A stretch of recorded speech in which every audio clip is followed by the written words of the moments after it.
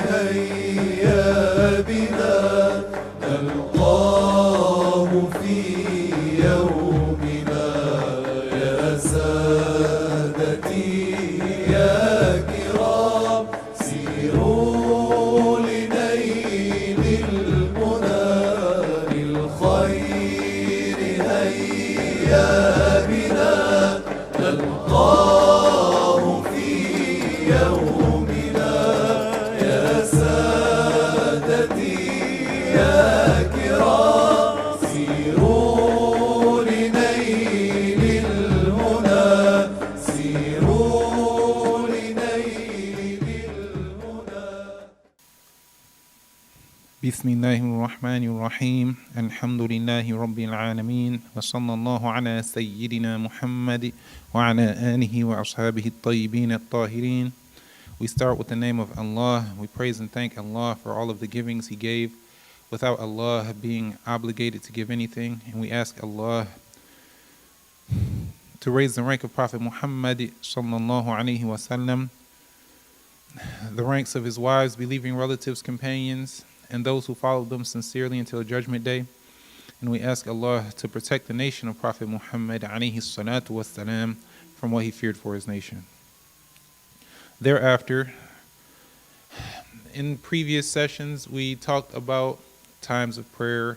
We talked about the obligation of praying the prayers in their due times. We mentioned some benefits pertaining to the prohibitive matter. If something occurred, if a person was afflicted with something that prevented the obligation of the prayer, like menstrual blood, postpartum blood, insanity, or fainting, then what do they do in that situation if this prohibitive matter started after the prayer time came in? And what do they do if that prohibitive matter ended during a prayer time? How does a person act? How do they proceed? What do they have to make up? What are they not obligated to make up? We talked about those matters. Then the author, may Allah Ta'ala have mercy on him, Sheikh Abdullah al-Harari, in his summary book, he talked about the obligation of the guardian to order the prepubescent, mentally discriminant child who completed 7 lunar years of age to pray and to fast if they are able to bear fasting physically. And that child would be hit for not praying and not fasting after the completion of 10 lunar years, and that hitting is an obligation on the guardian as well. But of course, this hitting would not be a destructive hitting that causes the loss of life or breaking of a limb or a hitting in the face, for example, but that it would have a sting to it. It would hurt in that it would make the child aware, make the child know the seriousness and importance of performing the prayer. And that this mentally discriminant child, he would be ordered to make up prayers just as he's ordered to pray the current prayer, and that he would be taught the necessary knowledge that pertains to the prayer, whether it was the matters of purification, the conditions, the integrals, the invalidators, so that he could perform the prayer properly. And we mentioned some other details about this. And if the child became mentally discriminant early, before 7, or if their mental discrimination was delayed until after 7, and what does the guardian do in these circumstances, and what are they obligated to do? Then the author, may Allah Ta'ala have mercy on him, continued in mentioning other matters that this child would be taught, that would be other matters that are obligatory upon the guardian to teach the child, whether the guardian taught the child themselves because they were qualified and capable of teaching this knowledge correctly, or if they guided the child, sent the child to a qualified, trustworthy teacher, or brought a child to them and they fetched someone to teach them in their home, or even sent them to a religious and Islamic school that had qualified teachers, like our Islamic education schools, where the child would learn the basics of belief and the rules of apostasy, and he would learn purification and prayer and what are the conditions, integrals, and invalidators, and he would learn how to pray in congregation, and he would learn about the rules of fasting, how to fast properly the month of Ramadan, and even learn some details about zakah and pilgrimage, and learn about what is sinful so that he would be able to avoid it, preparing him well for living a life piously, living a good life piously in obedience to Allah the Exalted. He would have what he needs. He would have his provisions as far as knowledge was concerned, the fundamentals that he needs, the foundation that he needs to live a good life, to be a good person. Then, after mentioning those matters, the author, may Allah Ta'ala have mercy on him, started to talk about what is obligatory upon the caliph when it comes to the person who does not pray, the person who leaves out the prayer. And there are certain rules that apply to the caliph, certain obligations upon the caliph, the Muslim ruler.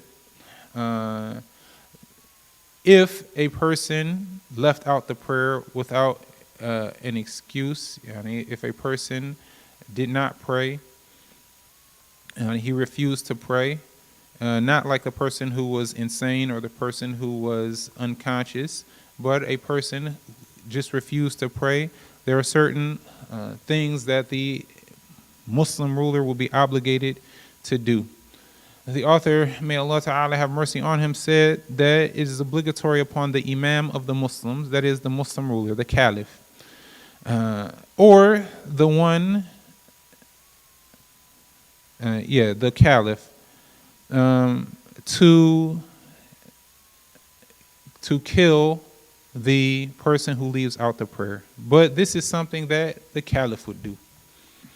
So it's not something that someone other than the Caliph would do. It's not something that the Imam of a masjid would do, or a group of people who have made a council and then they decide to do this. No, they're not allowed to do that. And nowadays, there is no Caliph for the Muslims. There is not a valid caliphate existing in these eras. So for now, we do not have someone who would carry out these particular religiously prescribed punishments, like to have the person who left out the prayer executed. This person who left out the prayer, he would either be a person who admits and accepts the fact that the prayer is obligatory, but he merely didn't do it out of laziness, for example, without rejecting the prayer, without deeming that it is not permissible, without belittling the prayer or degrading it. Rather, he's a Muslim with the correct belief of the Muslims, admitting and accepting that the prayer is obligatory upon him. However, due to some weakness in himself, he was too lazy to pray. Or you would have someone else who said that the prayer is not obligatory upon them, or that he belittles the prayer or degrades the prayer, saying that he doesn't have to pray it, while knowing that the prayer is obligatory. So in reality, he is belying the religion. This first example,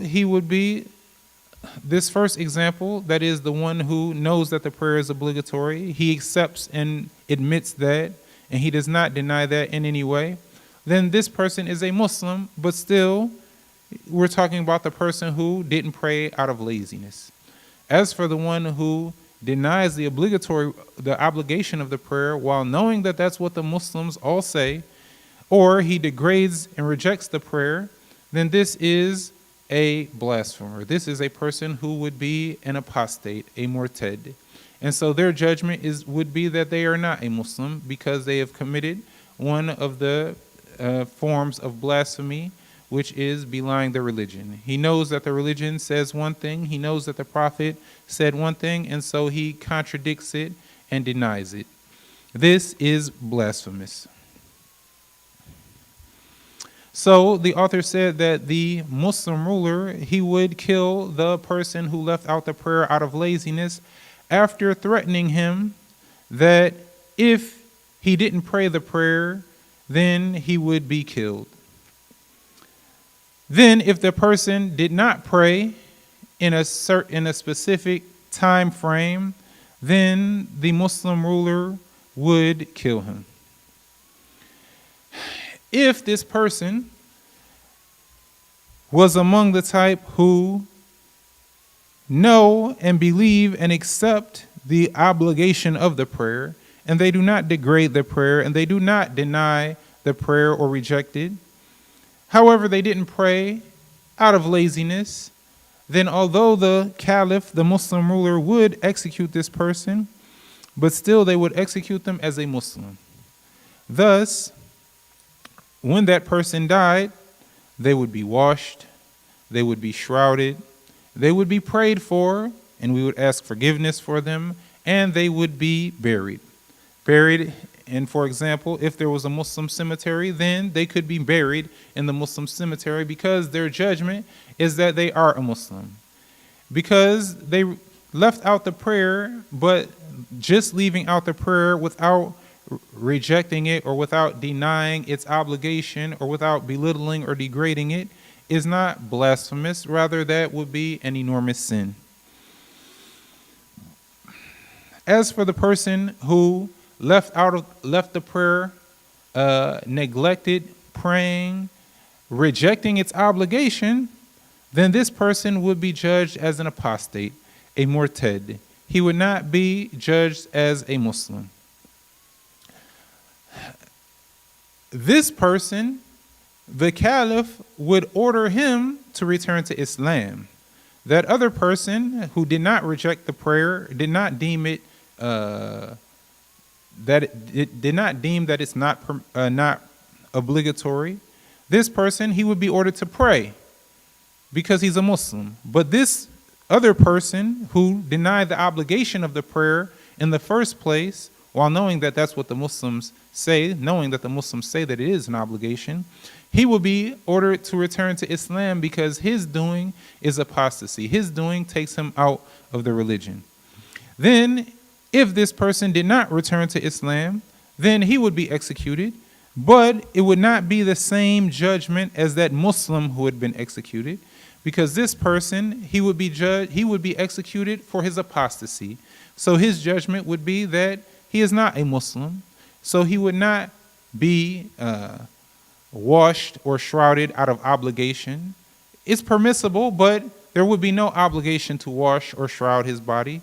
And it would be prohibited, haram, for the Muslim to pray for him, to pray for that non-believer, that apostate after his death, nor would it be permissible for him to be buried in the Muslim cemeteries, the cemetery that is specified for the Muslims only. Because the person who denies the prayer out of stubbornness, he's an apostate, so he is not a Muslim. So he does not deserve to be buried in the cemeteries that is specified for the Muslims in particular. As for the one who left out the prayer out of laziness, yes, he would be executed, but his execution would be a kaffara for his sin. The Prophet sallallahu alaihi wasallam said in the hadith, al-hudud kaffarat. That is, the Muslim who committed a sin that requires a religiously prescribed punishment, a punishment that the religion prescribes a particular punishment, a particular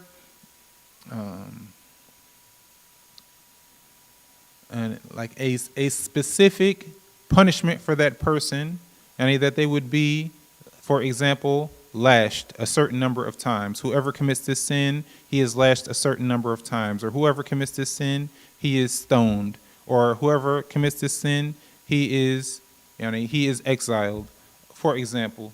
This person who does a sin that requires a religiously prescribed punishment to be carried out on them, if that religiously prescribed punishment is carried out on them, then they would not be punished in the hereafter for that particular sin. And for that sin, that specific sin that he was punished for, that specific sin that the religiously prescribed punishment was carried out on them for. So in this case, if a person, a Muslim, left out the prayer out of laziness, not out of denying its obligation, and then the caliph came and ordered him to pray, and so he refused, and then the caliph then had him executed, this person, this Muslim, he would be washed, shrouded, prayed for, and buried, and on the day of judgment, he would not be punished for that prayer that he left out. He would not be punished for that particular sin, that particular prayer that he neglected, because of which he was executed, because of which the religiously prescribed punishment was carried out on him.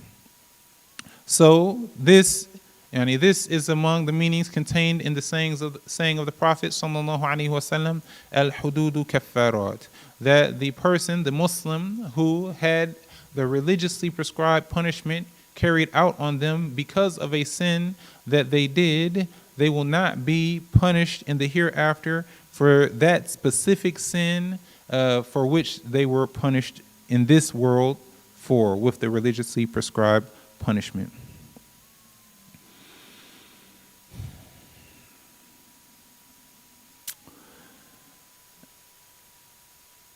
The author, he mentioned here that it is not permissible for anyone other than the imam or the one that the imam authorized, deputized or authorized to carry out this religiously prescribed punishment to do it. And only the Khalifa, the imam himself, or the one that the imam authorized to do it. So this is not the task of the layman or some other people. And so it's not it's not acceptable religiously for people to do like what has been done in some areas nowadays, where someone gets accused of stealing, and so then some people in a masjid or a musalla, they group together and try to chop his hand off. That's not something acceptable in the religion.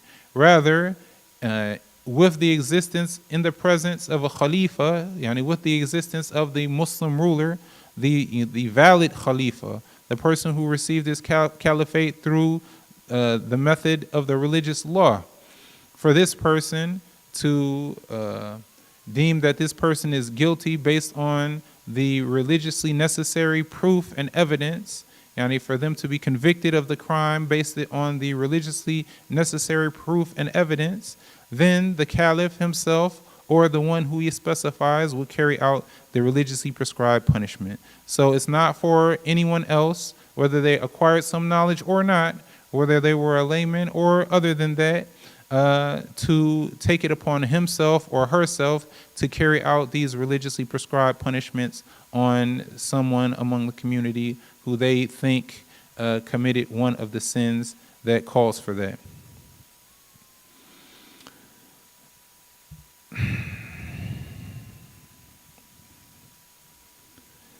And this hadith that we mentioned for you, al-hudud kaffarat, it was narrated by al-Bayhaqi, and al-Bukhari mentioned another hadith that bears a similar meaning, that gives the same meaning. Then the author, may Allah Ta'ala have mercy on him, he said that it is obligatory on every Muslim to order his family with the prayer. What's meant by this is that it is a communal obligation. And what is meant by his family is his wife and children, and those who carry a similar meaning to that. He said, so this, if this person knew himself, then it is obligatory upon him to teach them. What is obligatory upon them to know? Themselves. And if a person knew himself, he had the knowledge himself, then he teaches those in his family who are ignorant what they must know, yani the necessary knowledge that they are obligated to acquire. Or, yani, and this pertains to the knowledge of purification, prayer, and the belief and other matters, the sins and other matters. Yani, what is considered the obligatory knowledge of the religion? He said, or he would enable them to acquire the knowledge themselves. So if this person himself doesn't teach his family, then he would enable them to learn it themselves. Like, for example, for him to fetch a teacher, bringing them to the house to teach his family. So he himself doesn't teach them, but this teacher will be the one who teaches his family in his place. Or he sends them to the mosque to sit with Sheikh Fulan or Imam so-and-so, so that they could acquire the knowledge from that teacher, or whether that teacher was male or female. He said, and in this case, when one's family members have not acquired the necessary knowledge of the religion, and when they are in need of acquiring the knowledge of the religion, and they haven't acquired the knowledge of the religion, then in this case, it's actually prohibited for the husband, for example, or the family member to prevent that those relatives from leaving the house to acquire the knowledge, even his own wife. You know that the husband who is providing sufficient housing for his wife, and acceptable, befitting housing for his wife, then she doesn't leave his house without his permission.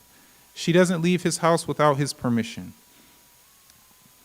However, in this case, if she was in need of acquiring obligatory knowledge, she was falling short, there was something deficient in what she had acquired of obligatory knowledge, whether pertaining to belief or purification or prayer or the sins or the like, fasting around Ramadan time, or other matters among the obligatory knowledge.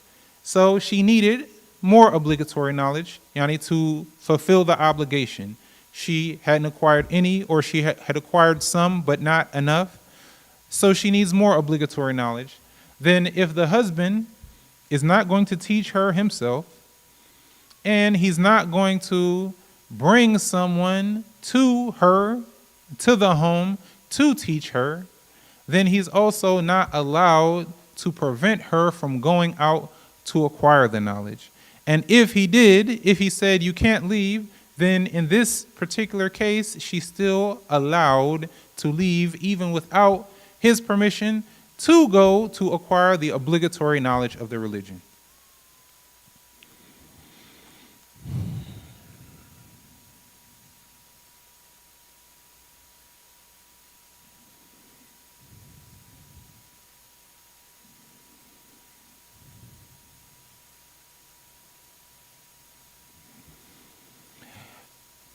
The author, may Allah Ta'ala have mercy on him, he said that if the husband himself was not knowledgeable with these matters, he didn't have the knowledge himself to teach her, or he had the knowledge to teach her, but he neglected doing so, then she is allowed to leave the house to go acquire the knowledge even without his permission.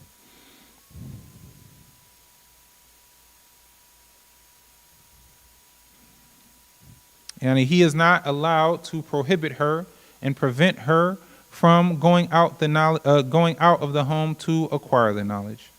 And then the author, may Allah Ta'ala have mercy on him, he mentioned the verse from the Quran, from the Quran, Ya ayyuhalladhina amanu, Ya ayyuhalladhina amanu, يا أيها الذين آمنوا قوا أنفسكم وأهليكم نارا وقودها الناس والحجارة, which means, O you who believe, protect yourselves and your families from a fire whose fuel is people and stones.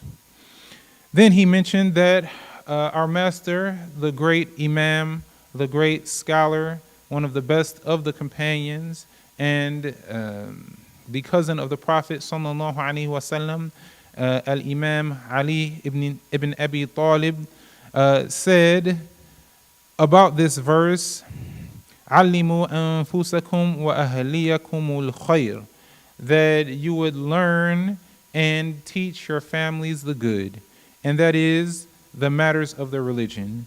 This is the religious knowledge. The religious knowledge.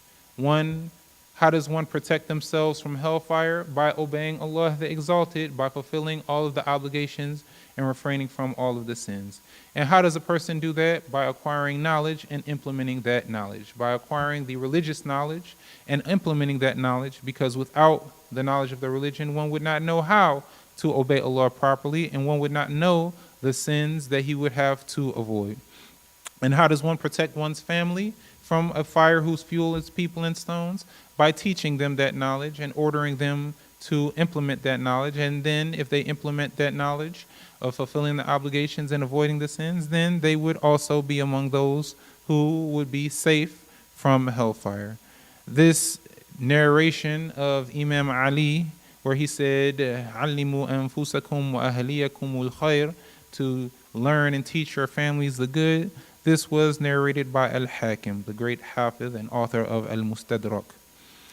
He said, thus, the one who he himself learned the necessary matters of the religion, and he taught his family the knowledge of the religion, then he has protected himself and his family from the fire of hell.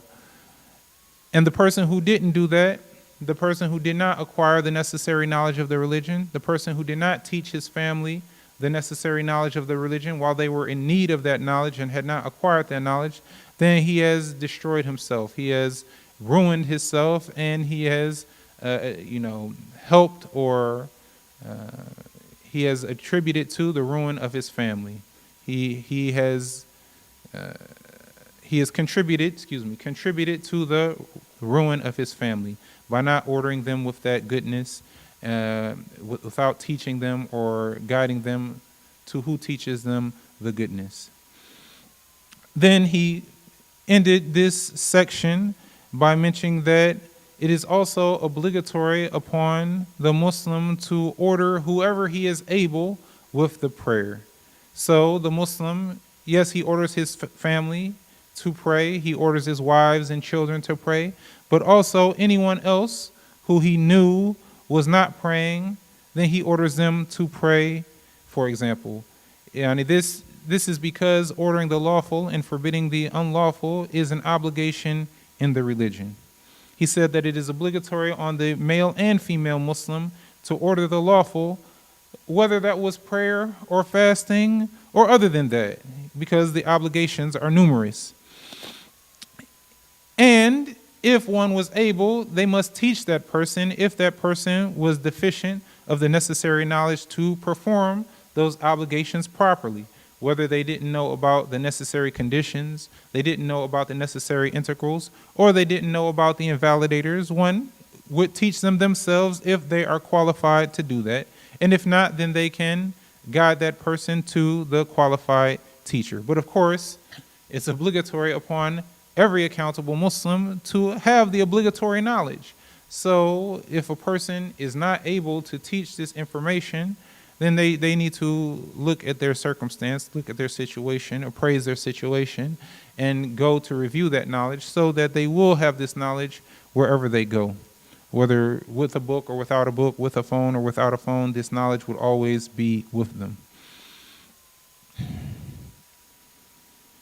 Sometimes teaching someone would be a communal obligation, and that is if there is numerous qualified members of the community present and available.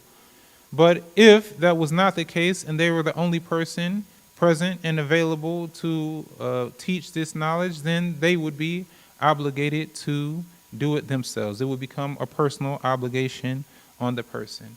And be mindful of the prohibition, the sin of concealing and refraining from teaching the obligatory knowledge to the one who seeks it. It is a sin. It is a sin for one to abstain and refrain from teaching the obligatory knowledge to the one who seeks it. So if one comes to you seeking the obligatory knowledge, then teach them or immediately link them with someone who can teach them so that they would acquire that knowledge, and if that person is presently available. And do not leave them in a state of ignorance. Do not leave them without helping them to acquire that knowledge, because it's an obligation on them to learn it, and it's an obligation on you to teach it to them. And this is something that benefits the individual and the community as a whole. So may Allah the Exalted make us among those who acquire this knowledge and implement it, teach it to others, and die on a state of perfect belief. Ameen. Walhamdulillahi Rabbil Alameen. Wa sallallahu ala Sayyidina Muhammad wa ala alihi wa ashabihi at-tayyibin at-tahirin. La ilaha illallah. Allahumma salli ala Sayyidina Muhammad wa ala alihi wa ashabihi at-tayyibin at-tahirin. Assalamu alaikum wa rahmatullahi wa barakatuh. قلوبنا هابت بذكر الله الله الله الله قلوبنا هابت بذكر الله الله الله الله قلوبنا هابت بذكر الله الله الله الله قلوبنا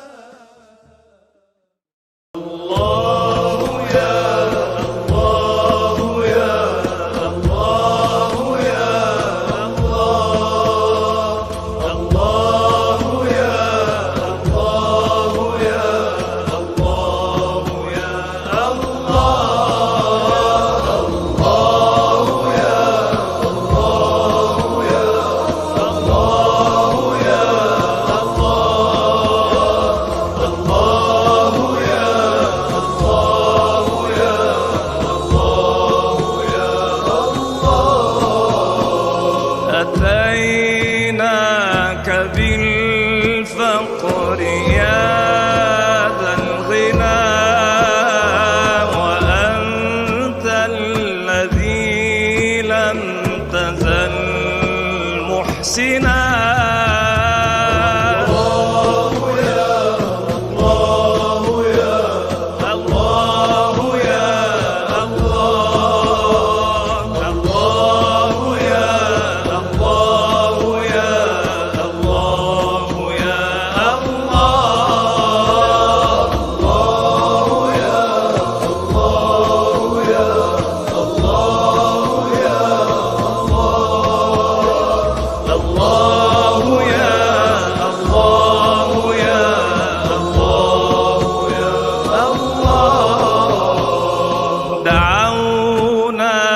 فارحم ويسر لنا سبيل الرشاد وجود بالهنا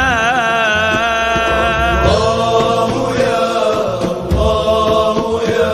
الله يا الله يا الله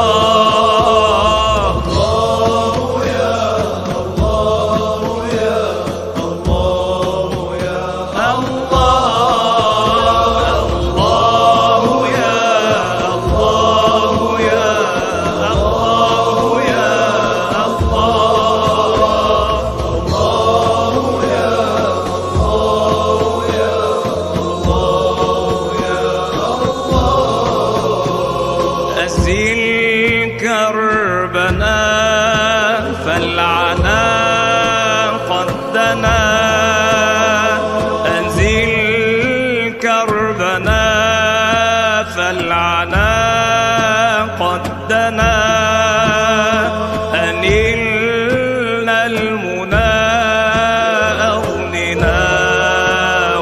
ربنا.